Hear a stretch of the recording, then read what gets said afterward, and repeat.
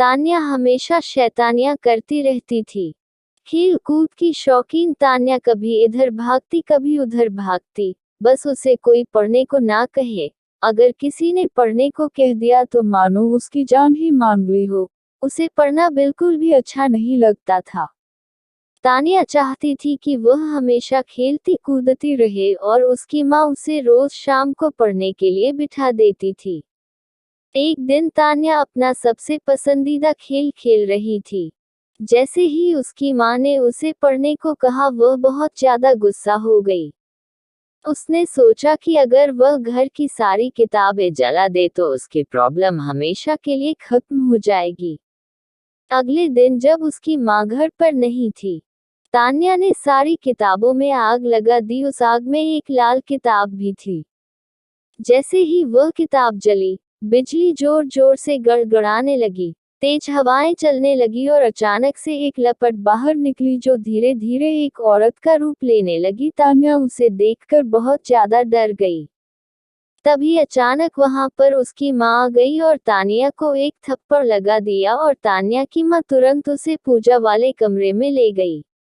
माँ ने तान्या को बताया कि जब वह लोग इस घर में आए थे, तब कुछ लोग कहते थे कि इस घर में एक चुड़ैल का साया है, तो उन लोगों ने एक बड़े पुजारी को बुलाकर इस घर की पूजा कराई और उस पुजारी ने अपनी शक्ति से उस चुड़ैल के साये को इस किताब के अंदर कैद कर दिया और बोला कि कभी भी इस किताब को कोई हाथ न लगाए और अगर गलती से किसी ने इसे आग में डाल दिया तो यह चुड़ैल वापस आजाद हो जाएगी।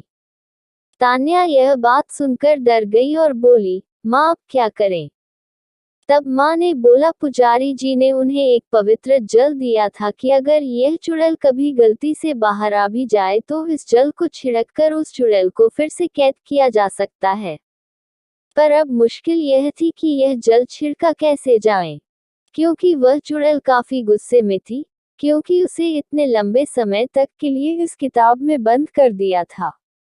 तभी अचानक वहां रोते बिलखते दो छोटे छोटे बच्चे आ गए और वह चुड़ैल उन बच्चों के पास शांति से खड़ी थी।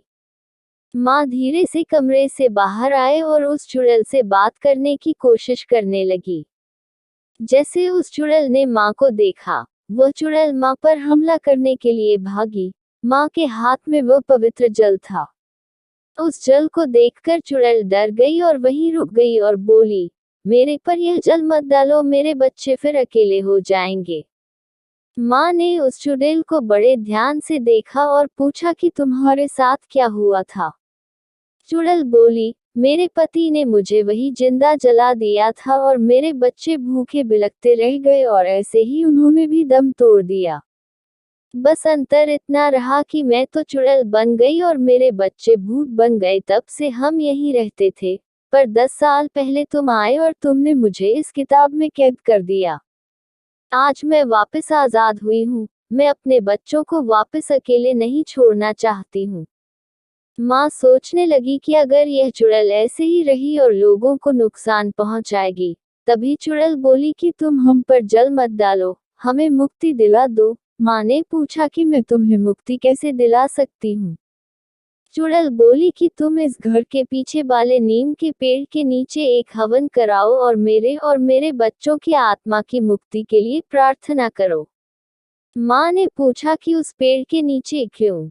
चुड़ैल बोली कि मेरे पति ने मुझे यही जलाया था और अगर कोई उस पेड़ के नीचे हवन करता है और मेरे बच्चों की मुक्ति की प्रार्थना करता है तो हमें मुक्ति मिल सकती है। अगले दिन तान्या की माँ ने वहां पर एक छोटा सा हवन कराया, जिसमें उन लोगों ने उस चुड़ैल और उसके बच्चों की मुक्ति के लिए प्रार्थना करी। इससे उस चुड़ैल और उसके बच्चों को मुक्ति मिल गई और वह हमेशा के लिए वहां से चले गए। और तान्या को भी यह बात समझ आ गई कि हमें ऐसे सारी किताबें नहीं जलानी चाहिए और हमें पढ़ना भी चाहिए, जिससे हम अच्छे और समझदार इंसान बन सके।